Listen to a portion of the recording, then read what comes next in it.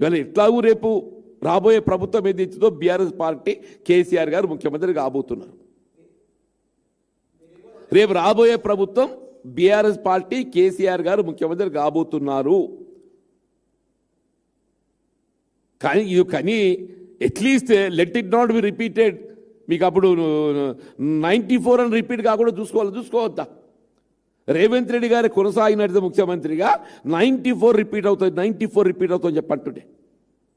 మీకు గుర్తా sir? 94లో Congress party కనీసం ప్రతిపక్ష హోదా కూడా పొందలేకపోయింది.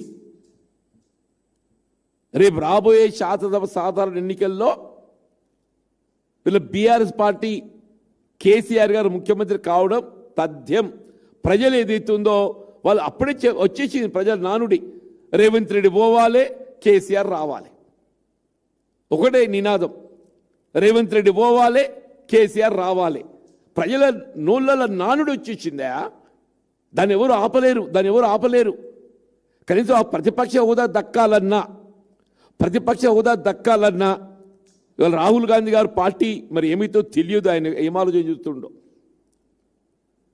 నేనైతే అనుకుంటున్నాను మరి రాహుల్ గాంధీ గారు విజ్ఞత గల నాయకుడు అయినట్టయితే తప్పగా ఇక్కడ ప్రభుత్వ కొనసాగింపుపై ఆలోచన చేస్తామని చెప్పి నేను భావిస్తున్నాను.